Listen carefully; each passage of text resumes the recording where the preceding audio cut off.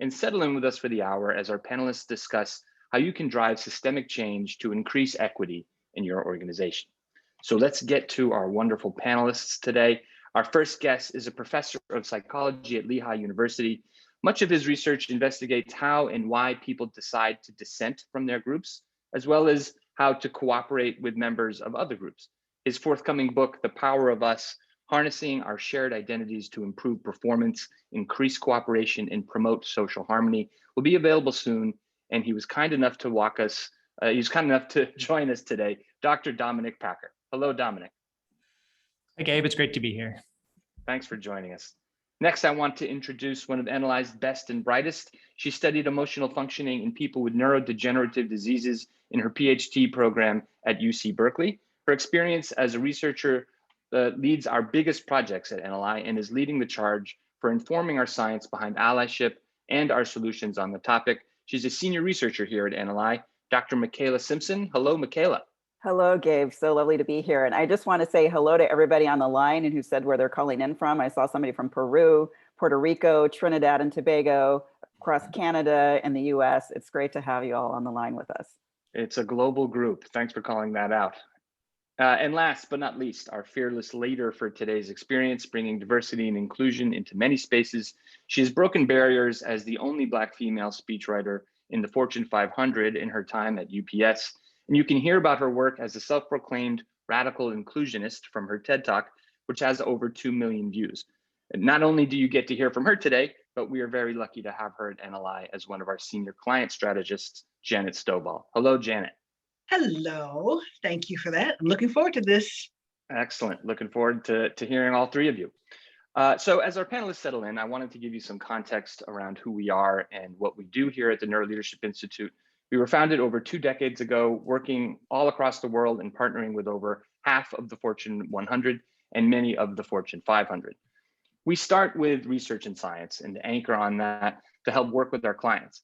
We asked organizations, what are your biggest challenges? We continue to do this. And what consistently came up was how to mitigate bias. Then it evolved to inclusion, speaking up. And that's moved us into our DE&I work. And now we have 8 published journals of research on the subject. In NLI's existence, we found that there's a gap between the science and what organizations actually do. And we're working to close that gap. And the science is what brings us here today for allyship and equity. Today is the final chapter of our 3-part series on the topic. And today we examine how we can fight systemic inequity by driving change inside organizations. So with that, I'm going to hand over to you, Janet. Are you good to go? I'm good to go. All right. So let's get started. In part 1 of the Allyship series, and I hope that some of you here today have been with us through all 3 parts of this journey. So in part 1, we defined allyship and we defined equity. And then in part 2, we dug down a little bit deeper into the neuroscience of how you actually increase equity. Well, today, which is the final chapter of this series, but not of the webinar, somebody put that in the chat. It's not the last one of the webinar, it's just the last part of this series. But we're going to take on the system itself, and we're going to talk about the science and practice of transforming organizational systems for more equity. We're going to frame our discussion today around the big question. The big question we're going to look at today is, how can allies drive change to make systems more equitable? But before we start trying to answer that big question, we need to define 2 key terms that are often conflated and often confused: systematic and systemic. Okay, so both systematic and systemic are adjectives based on the word system.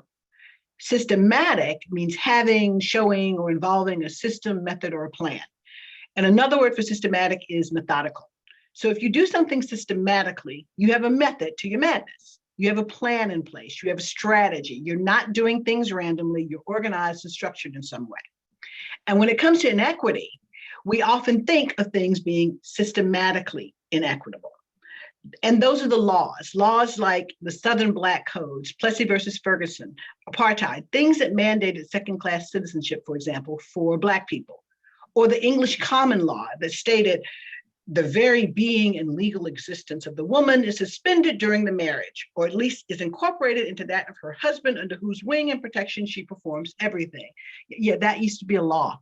And then, or there's Executive Order 9066, which cleared the way for the incarceration of the Japanese Americans during World War II.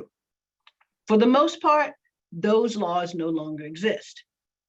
Systemic, however, describes something like an illness or a social problem that affects every part of an entire system. And systemic inequity is very much present today, right here, right now. Systemic inequity is a legacy of systematic inequity. Systemic inequity is less obvious, but much more insidious. Systemic inequity is embedded into the very institutions and organizations of society. It influences laws, rules, and procedures, and worst of all, it perpetuates the inequity, typically in ways that most of us don't even see. In business, systemic inequity systematic inequity, I struggle with the words too. Systematic inequity would be an employer, for example, in gross violation of the law, refusing to interview a woman or a person of color simply because they were a woman or person of color. That would get people fired because that would get companies fined. But systemic inequity shows up in the workplace as gaps in pay and promotion based on race or gender. Women or people of color disproportionately hit by coronavirus-related job loss. If we confuse and conflate the two, we often can convince ourselves that one doesn't exist, and that is dangerous. Systemic inequity is hard to fix because you can't just fire your way out of it, you know? But we're here today to talk about what you can do and how allyship can play a role. So we're going to work together today, and I say together, that we expect this to be interactive. We're going to work together to discuss how allies influence others, how allies work together by bridging gaps and leveraging collective strength, and how allies challenge the status quo. And as always, we're going to follow the science to do it. So let's start with influence. Influence means having an effect on the character, the development, or behavior of someone or something. And when we think about it, we usually think about people, about individuals, even if it's a lot of people. But transformative influence is much bigger. It's about having an effect on an entire system. It's about addressing and reducing inequity. And that requires slightly different features. First, it's not just one person affecting one other person. It's everyone affecting everyone else. Now, we all know the successful DEI initiatives start at the top with executive buy-in. But that's also where they stop if the engagement isn't pushed down the org chart to the front line and then back up to keep everybody engaged and accountable. Transformative influence is also informed. It acknowledges and it seeks to address the very real existence of systemic inequity. It does not settle for one-off solutions. And finally, transformative influence is driven by generative interactions. What are those? Well, at NLS, we talk about the cognitive process of generation. We suggest in our training, and as Gabe did at the very beginning, that you ought to take notes, because the process of translating what you hear through your own brain and through your own words into your own words helps you hold on to that information better. It helps you learn better because your brain creates or generates new connections to the information. Well, the same principle applies to interactions between people and their individual brains. Generative interactions create new things, new knowledge, new insights, new capabilities to handle new complexities. And that's exactly what you need for systemic change. But as Bernstein, Bulger, and Salapante suggest, generative interactions require inclusion. And that means we have to combat some exclusionary impulses. Unmitigated unconscious bias and human threat reward instincts can make us exclude people unintentionally. Well, the theory of generative interactions posits that we must intentionally overcome those instincts with adaptive cognitive processing and skill, or habit formation, which is, of course, exactly what NLI's seeds and scarf models and the solutions we built around them are designed to do. And it's exactly the kind of interaction that allies need to do. The generative interaction theory also suggests that systemic change operates on systemic organizational frameworks that include a valued and shared purpose, diverse teams working over time, not just one-off task forces, equity of voice and standing on those teams, and psychological safety. So now, it's time for you to jump into this conversation with me. In the chat, tell me, what are you seeing in your own organizations? What are some of the things that might enable or endanger transformative change in your organizations? Throw that in the chat for me.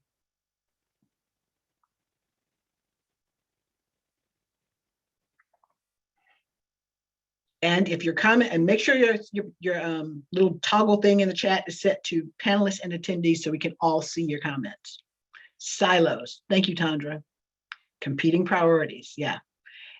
And Michaela and Dominic, please jump in on this if you see anything that. Yes, so many comments are coming in. I'm just taking some time to read them. I'm just glad you all got that because you're exactly giving the right answers. Unawareness that bias exists. Yeah, that's that whole thing about not understanding the difference between systemic and systematic. And Ted commented, it seems that transformative change would be deeply tied to self-awareness of the leadership team, right? Yeah, if you're going to undergo transformation, you really need to be aware. Politics, internal and community-wide impact. Adherence to always, absolutely. We're going to talk a little bit about that. Yeah. Oh, you're all hitting on themes we will be discussing. I love it. That's right. There's a lot of good setups for later things. Yes. We love it when conversation comes together. And I just want to call out Helene's comment, a swim in your own lane mentality. No, I like Valerie, no focus on those who are most harmed. Exactly. I see a lot of people putting lipstick on a pig, throw some money, ERG, and not teeth. Or conflicting incentives. Well, yeah, when things are not clear to people, then, and transparency, again, kind of same theme. Learning that intent is irrelevant, yeah.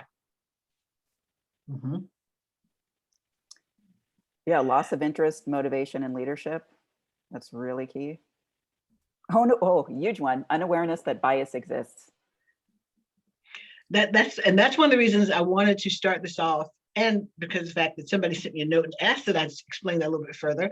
I heard you, but that's one of the reasons I wanted to explain that, because I think that it's very easy to ignore the fact that systemic inequity exists because the laws are no longer on the books. So we say we're past that. Well, we're not, because those laws didn't just go away. They put things in place that are perpetuated. Right. And then, yeah. And then we're talking about more these implicit, right? These implicit beliefs, these implicit behaviors. So you can't always like call it out. You know, it's not somebody coming to work and, you know, drawing a swastika somewhere. It's not these blatant actions. And so when things are not, they're more implicit and you're not sure and it's kind of ambiguous, and then it feels off, but you can't say for sure. And then some people say, well, if it's not explicit and definitive, then it's not what you're saying it is. Right. Yeah, but then you can see the difference and you can see explicit differences.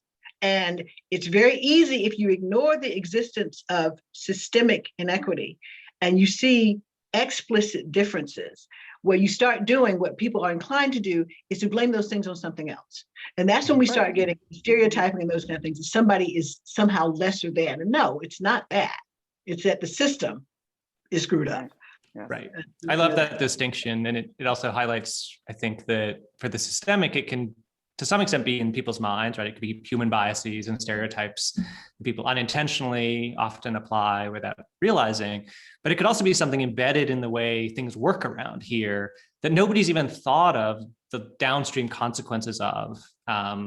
Just a concrete example, right? If a company only ever really tries to recruit a certain type of employee from top business schools, you're then putting the fate of your diversity of your workforce in the practices of those business schools, which may not actually be providing you with a terribly diverse pool. Nobody set out to end up with inequitable outcomes from that, but that's something that's just built into the way we do things that can produce inequitable outcomes. Perfect. And Perfect. that's even a way of like broadening what we're just going to the topic of diversity and inclusion. We tend to often think in terms of, gender, ethnicity, race, things like that. But, going back to the academic setting or business school, professional school setting, diversity for them can mean, oh, we're going to consider people and actually admit people who are not from Stanford, Princeton, Harvard, Yale, Right. Columbia, Northwestern, So Yeah, it's let's like, get an HBCU. Let's Yeah. try that. oh, That'd be wow. Well, I don't know if they've gotten that. Yeah, right. Exactly. let's try that. But exactly. Okay, so let's, and I'm loving all the comments in there. Oh, somebody just said it, lack of awareness of HBCUs. Thank you.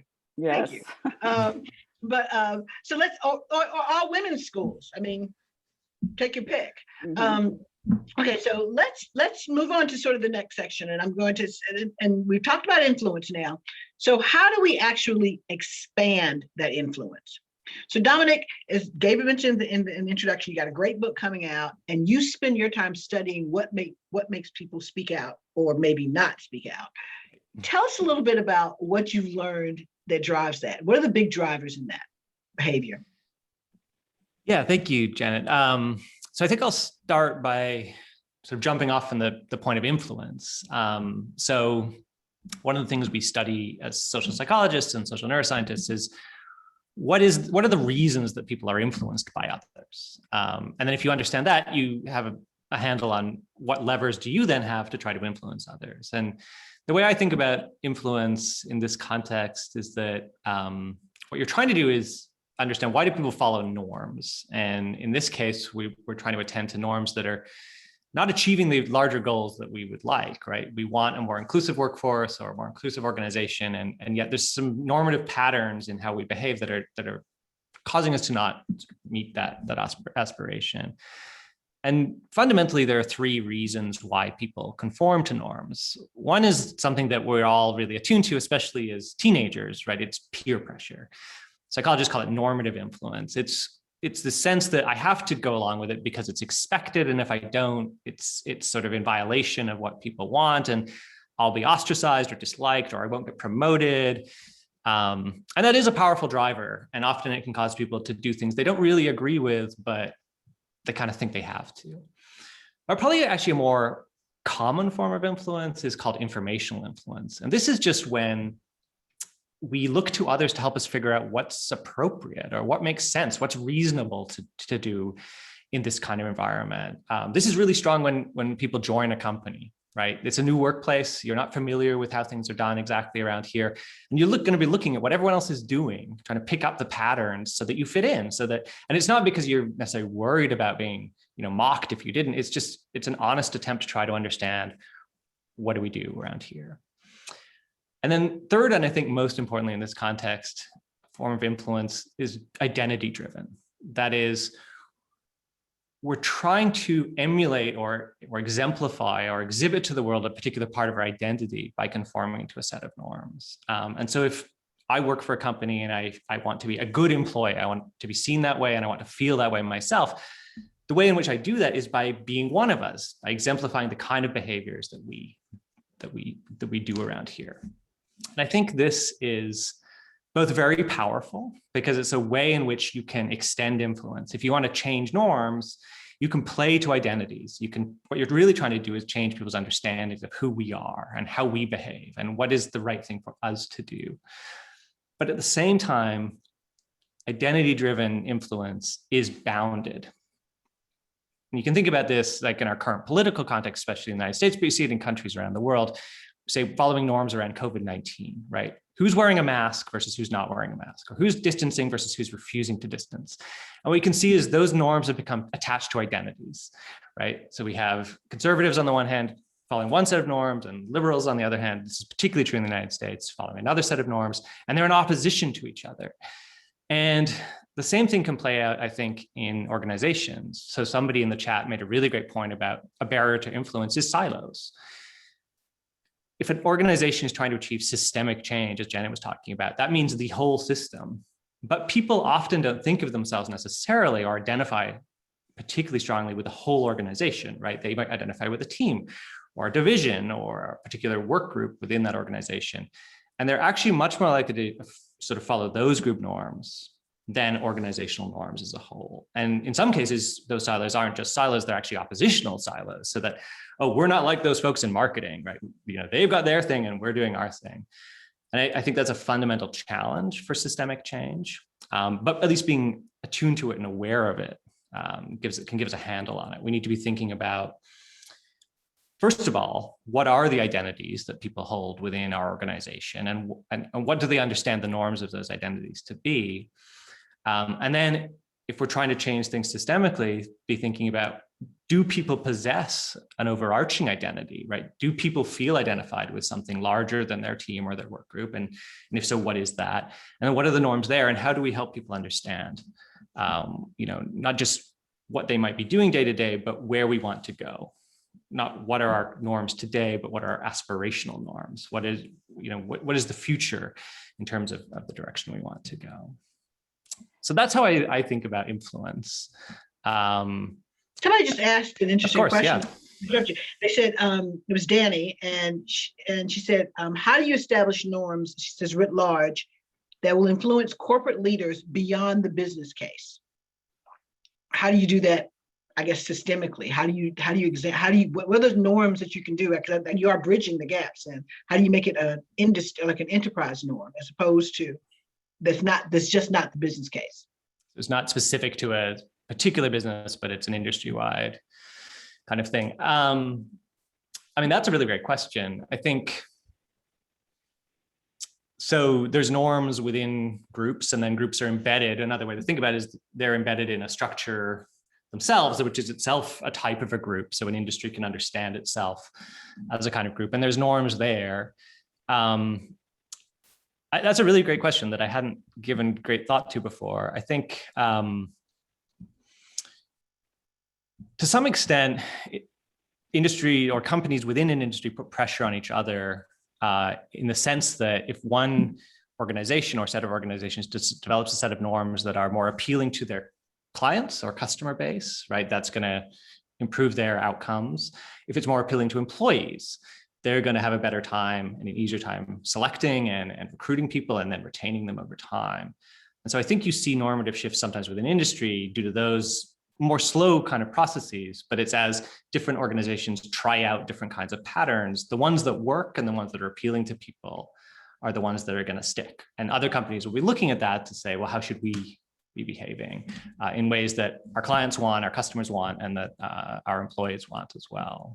I don't know if that fully addresses the question, but that's how And you might be getting to what I was thinking in the way I was reading that, because we often talk about making, there's a business case and then there's the human case. And so often, right. framing, I don't know if that was the framing, but I was, also thinking in that way of like, leaders will often maybe create change because, it's good for business.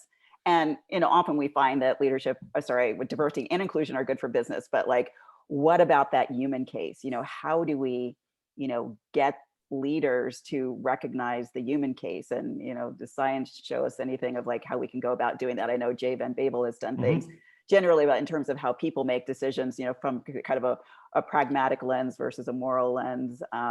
So you could possibly speak to that.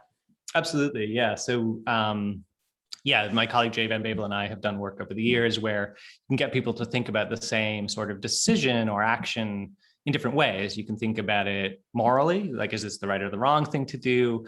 Or pragmatically, is it sensible or rational? And people make different judgments depending on the lens that they're thinking through. That itself is a norm, right? So within a company or a unit or a work group or a team, there can be norms that develop about how do we make decisions in this group, right? Are we always thinking about the business case and what's rational, what's going to make the most money? Or are we also, when we make big decisions, at least for part of the process, thinking about it in more moral or ethical terms? What's the bigger picture here? What is the human case? I often think when it comes to group identities, those two things, really do mingle, because people conform to norms, which is essential for change, right? You want people to adopt your new patterns, your new ways of behaving. When they identify with groups, and the groups that they identify with are ones that they are finding value in, right? They're groups that they're feeling that sense of human connection in. And at least over the long term, people don't tend to resonate with or particularly want to identify with groups that are only ever about making as much money as possible and ignoring the human side, or are inattentive to the ethical issues of things, that actually often rubs people the wrong way and is over time going to reduce their level of identification. And the less identified they are, the less cooperative they are. We know that they tend to be less productive. It tends to increase counterproductive work behaviors, as they're called, which can include everything from petty theft to extensive sick leave when people aren't sick, and so on. So if you're not providing a context in which people feel that sense of human connection and that what we're doing is a worthy cause and is a good thing and is consistent with our values, over time, at least, that's going to reduce their identity and then have these negative effects, which ultimately will affect your bottom line, will affect that business case. Let me comment on that sort of from as a communications person, where I've had to deal with that issue.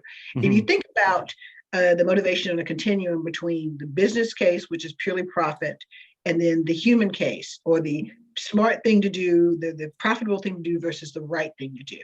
I always struggle because and I've often said this, there was a point when people thought slavery was the right thing to do. So do we really want to depend on organizations changing based on that? So that there's a challenge. I think the middle space, and where I think it has a stickiness, is when companies call themselves on their own values. Mm. Most companies have some sort of a value statement. Most of them are not going to say, even if they operate that way, they're not going to say, we are here only to make a profit. That's the only thing we're going to do. We don't have any ethics. It's only that. Nobody's going to have that as a statement. Right. On the flip side, nobody's going to have a statement of, we don't care about making money. We just want to do the right thing. Usually there's something in the middle. And I believe that as a communicator, one of the things that I often find myself doing is sticking people on that one. Mm. I'll go to leaders and say, okay, now, you don't have to do any of this stuff. You don't have to do anything except make a profit.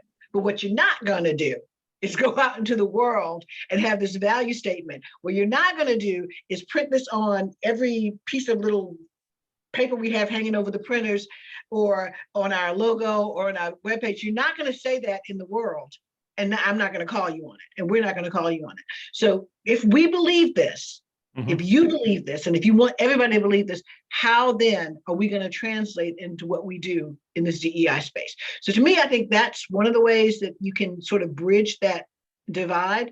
And, for me, as a communicator, we do it. I force people to do it all the time, because I think that then you have a shared value system. As we said earlier in the thing of generative interactions, one of the systemic and organizational pieces that has to be there is a shared value system. And most companies already have it. We just have to make sure that we call ourselves on it and we call our leaders on it. I think that's absolutely right. That makes perfect sense. And I think it's leading us toward the next section of what we're going to talk about a little bit, because it's under what conditions will people challenge the status quo.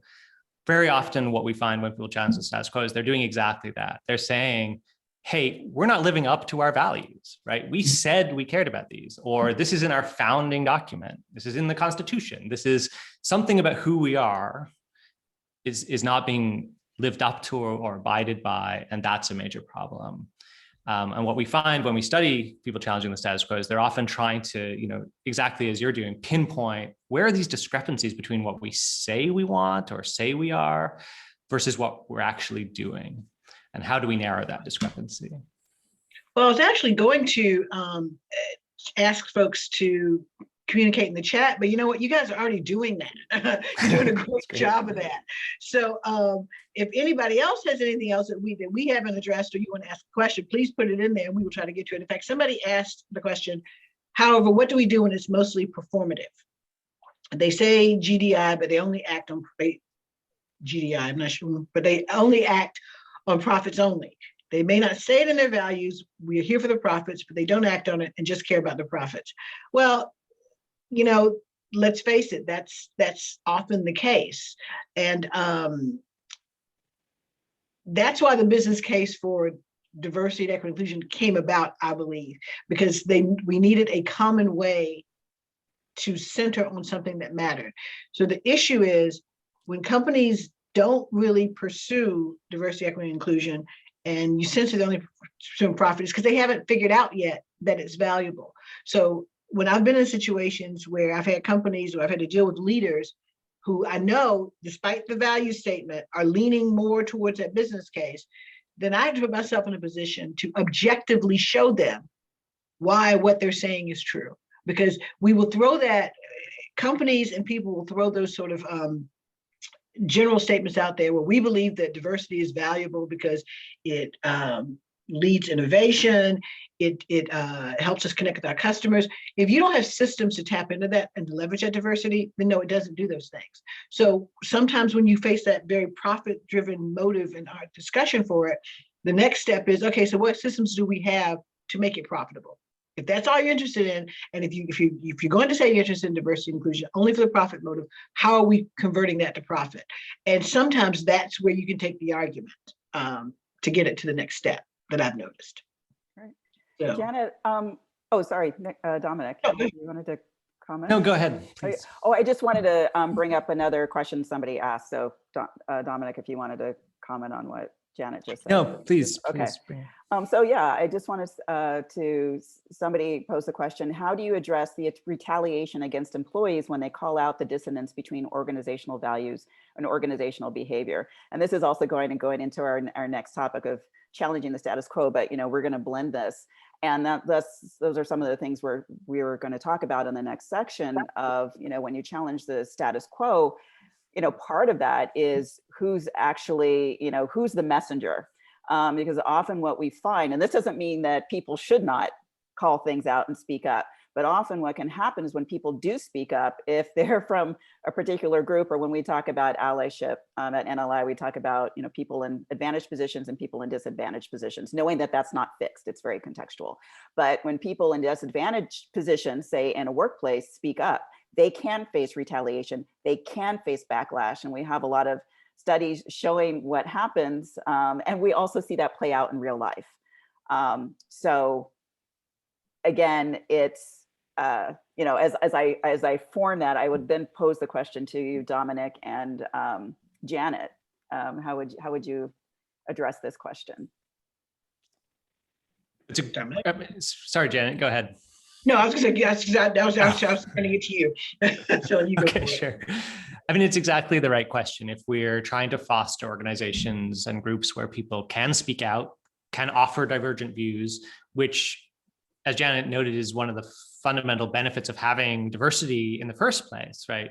But you can't take advantage of it. It can't be a good thing for your organization unless people can speak and be heard.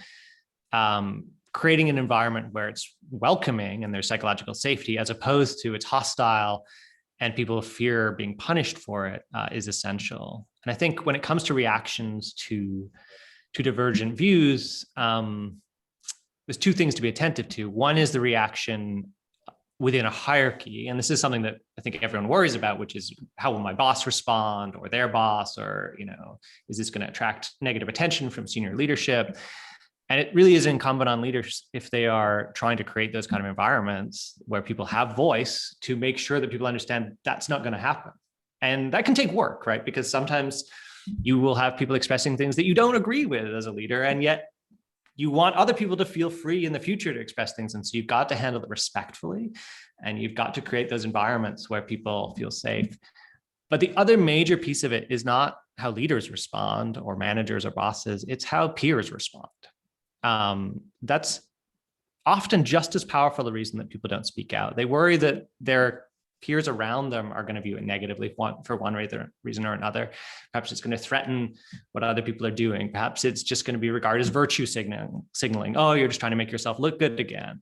And that's another thing to worry about in organizations, is how are people's peers reacting? And also to recognize for ourselves that we are often those peers, right? So if one of your colleagues makes a suggestion that you think, well, that's odd, or I don't fully agree with that, be mindful about how you react to that, because other people are watching that and will shape their willingness to speak out in the future. And if you welcome diversity of views, you're not going to hear a diversity of views, whether you're the boss or just a peer and a colleague of other people.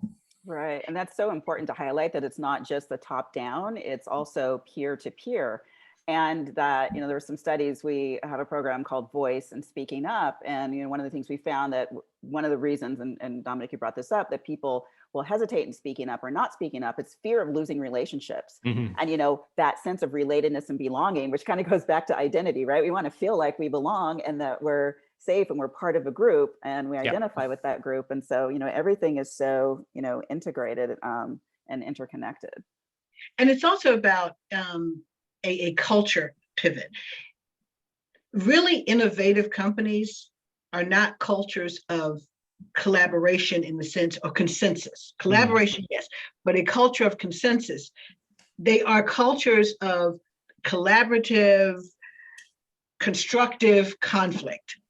I mean, because that's what it takes. So if you build those kind of cultures, if you're in a culture where nobody makes mistakes, or you're penalized not allowed to make mistakes, right? Not allowed to make mistakes. You're not likely to speak up. So the question that somebody asked about how do you roll this up? That's partially how you have to roll it up past the groups. You have to build a culture where people feel that it's okay, that speaking up and making a mistake drives innovation and drives you forward, and it doesn't stop you there and get you punished for it. Right. So, just to add one more thing. So there's a lot of research, which we might talk about more in a few minutes, showing that dissent and the expression of divergent views can be incredibly valuable. It increases innovation and creativity. Groups often make better decisions when you get a multitude of voices. But there are studies which show the opposite. There are occasionally some research is done where it shows that the more dissent there is in a team, and I'm thinking of a particular, they studied top leadership teams, and they found that the more dissent there was in these teams, the worse it was in terms of how well they got along, and also ultimately the profit margins of their companies. But the key thing there was that they were dissenting about their core goals.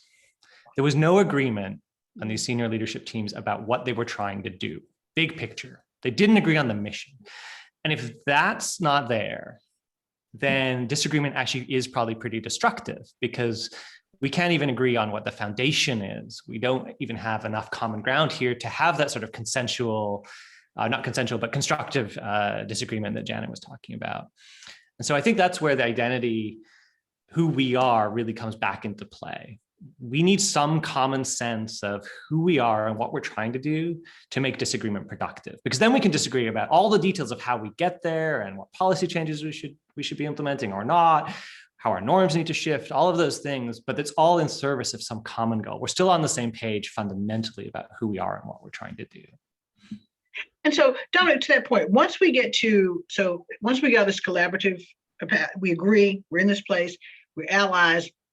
If we can get that sort of agreement on the values and we're going forward, so we've got collective strength now and collaborative power, we figured out how to make that actionable. What do we do next? I would argue that that's the point at which you start challenging the status quo, because that's what's necessary. So let's move and talk about that now. And so I'll turn to you, Michaela, first. I'll start with you. So we have talked about already, and we understand that there's huge value and importance in challenging the status quo, that's what's going to happen to make systems more equitable. But is it really that easy? You were leaning into that a little bit. It's not really that easy. So what are some of the challenges to challenging the status quo? Right. So actually, I just realized, Janet, that we didn't offer our definition of allyship. So I want to go back to that to frame this, because there are ways we can challenge the status quo. In this case, we're talking about like allies challenging the status quo.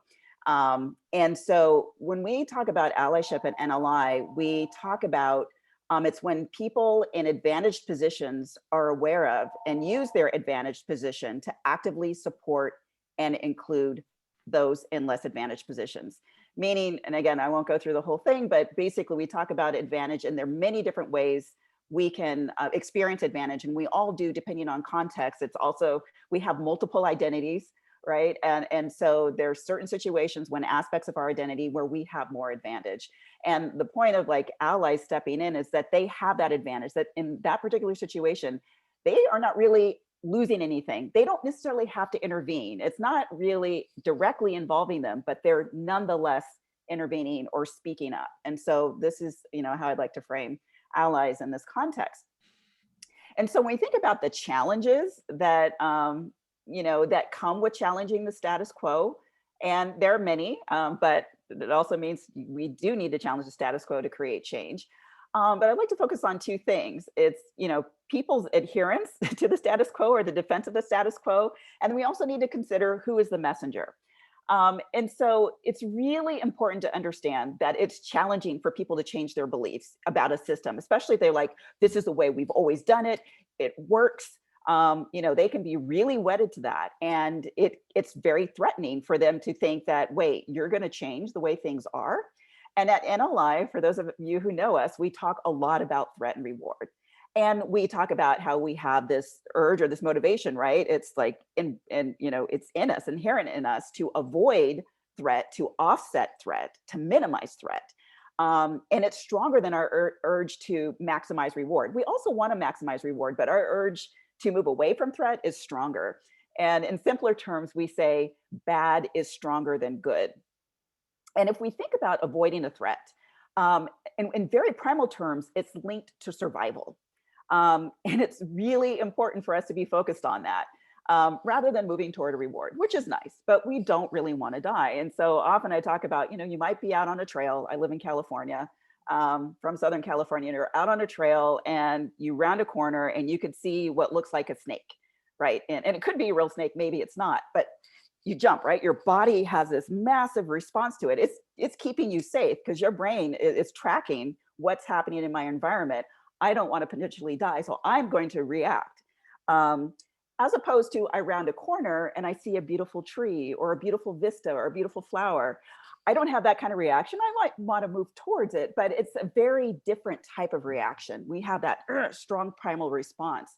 So the interesting thing in the real world, we don't often have to worry about encountering snakes or bears and mountain lions, although you see people doing that when they're out on trails. But it could be just our interactions in the workplace that are also threatening. And our brain it doesn't make a difference between a real or perceived threat. And so it will have this very kind of primal response, this fight, flight, or freeze response.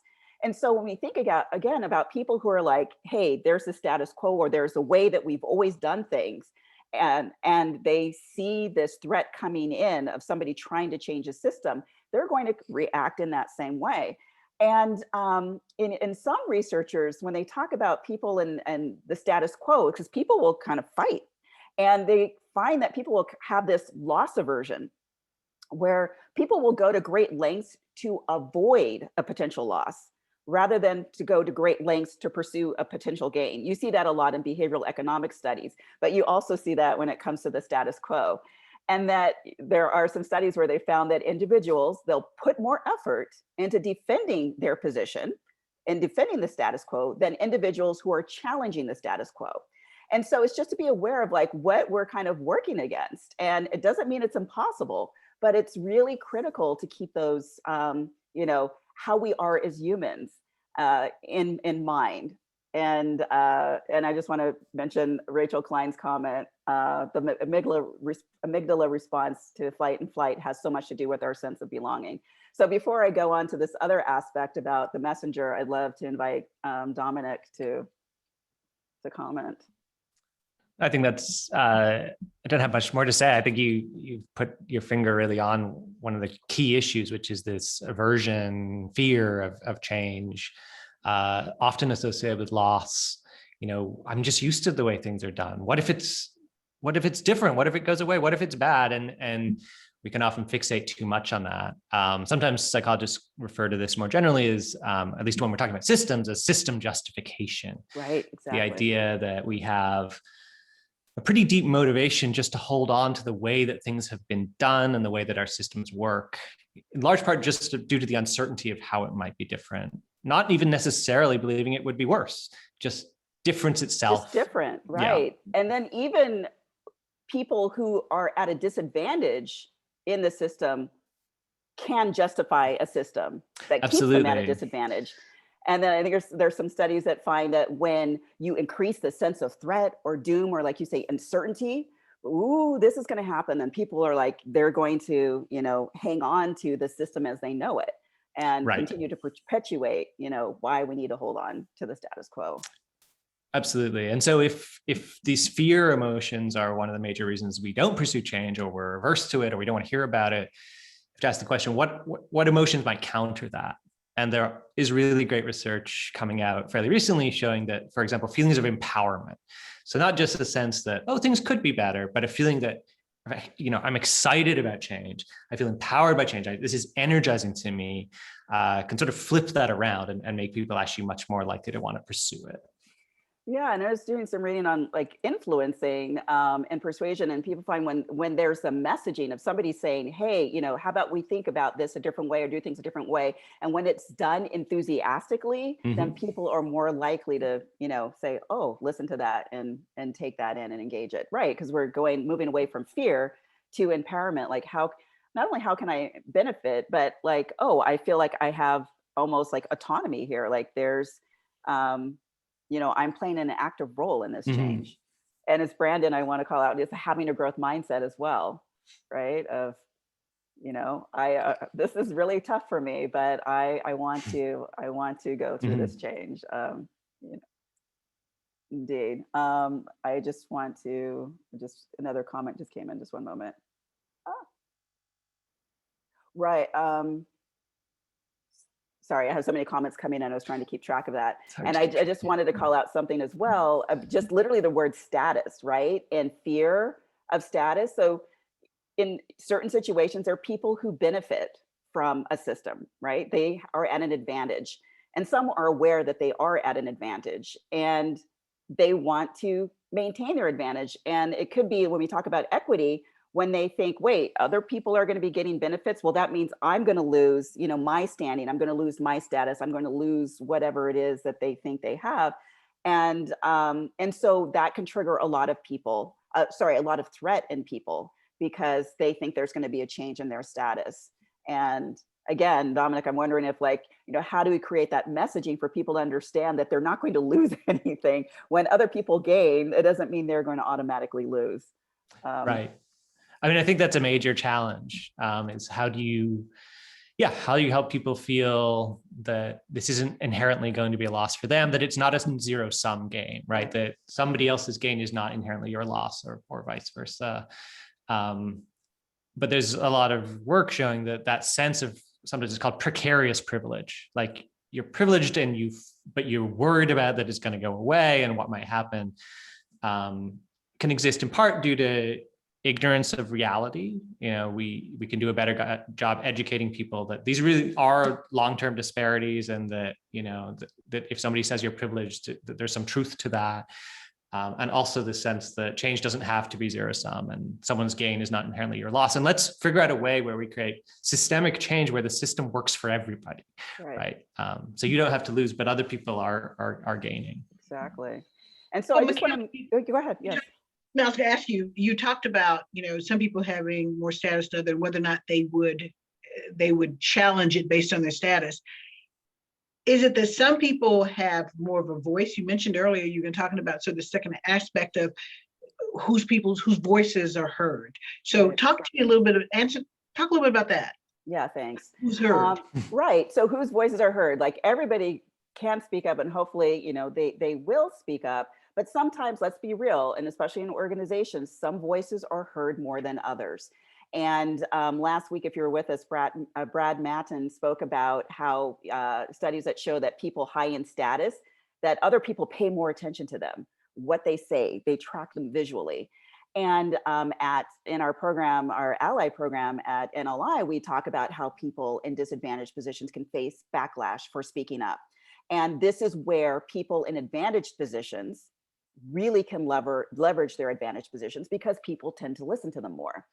And they're more likely to be heard. And especially if they're communicating with those higher up in an organization, they're going to be more familiar, or rather more similar to those higher up in the organization. They might be people who are higher up in the organization. And at NLI, we also talk about cognitive biases and how they can get in the way of our decision making. And one of these is called similarity bias, or more specifically, in-group bias, where we tend to trust and rely on information more on people who are in our in-group. And so again, it's about how can we leverage, as allies in particular, leveraging their advantage, because people will listen to them, who need to be the ones creating change. And I just want to highlight, there's one interesting study that talked about, that looked at leaders and talking about, what do they call it? Diversity valuing behavior. And when ethnic minority and female leaders voiced diversity valuing behavior, they received lower ratings of perceived competence and lower ratings of performance, whereas white or male leaders received higher ratings of perceived competence and performance when they espoused diversity valuing behavior. So I will leave it at that and pass it back on to. Well, but what you're saying still though is that allies need to speak up. They need to speak up. It's really important. It's really powerful. Their voices matter. Everybody's voices matter, but it's really important when we know that certain voices are heard more than others. So it's extremely powerful and critical that they speak up. Okay. Absolutely. Well, I know we're getting close here on time, and so we may not have time to do much more, but I am going to ask that throw in the chat and it'll just let it roll, and talk a little bit about how you may be able in your organizations to challenge status quo or foster dissent. Just throw it in the chat and we'll just kind of keep going here. But Dominic or Michaela, anything you want to add to that? I just add on a little bit of what Michaela was talking about. Critically important for allies to speak up. And the research on what makes speaking up more effective, one of the key things that's highlighted over and over again is the extent to which it's perceived as constructive.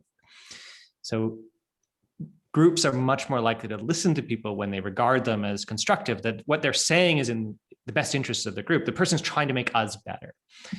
This is something that's useful to know strategically if you're trying to articulate, a divergent viewpoint, or we should change in this way, is to help people understand why this is good for us. But I think it highlights another really important point, which is the group itself or the organization is, the members are often thinking about what is good for us, right? Especially if there's a strong sense of identity. And this gets to a comment that I thought was really important in the chat that I do want to come back to, which is somebody asked, well, what happens if change inherently is a loss for somebody, right? That they're going to have to give up something so that someone else ends up with a better outcome. That is, of course, the reality of a lot of change initiatives. It does require some sacrifice on the part of certain people, and they're not necessarily going to react that positively to it. But one critical thing is that the way people think about those outcomes depends on their identity. If you're only thinking about it through your own personal lens, like how does this affect me as an individual, then it is going to be a threatening, loss-oriented thing. But if people are thinking about it more collectively, like how does this affect us as a whole? And if they're identified with that collective, like this is a good thing for us collectively, then it turns out, and there is good research on this, that even those people who have to incur some personal sacrifice are much more willing to go along with that and feel much less threatened by it. And so it ultimately, I think, does come back to this sense of, are we at identity? Do we have some common sense of purpose that animates us? And when we feel that some common sense of purpose, it helps us achieve our goals and does increase our willingness to sacrifice, even if there's a personal hit, a personal loss to people of privilege. Well, I think that is a wonderful way for us to sort of wrap this up full circle. And because that's really the heart of allyship, that you're willing to step up, use your privilege in a way that maybe you don't necessarily gain from, but you help somebody else gain. That's the heart of allyship. And in the end, we all gain, right? As humans, as a collective, we all gain. It's not a question zero sum, it's win-win. That's what we're going for there. So thank you. And Gabe's showing up, so I guess that means he wants me to stop talking, and I'm going to turn it back over to him. Thanks, you both. Jenna, I would never ask you to stop talking, but we are out of time. That's the only reason I'm piping in. Whatever. But thank you, Janet, for leading this discussion. Michaela, Dominic, with just amazing commentary. We so appreciate your time.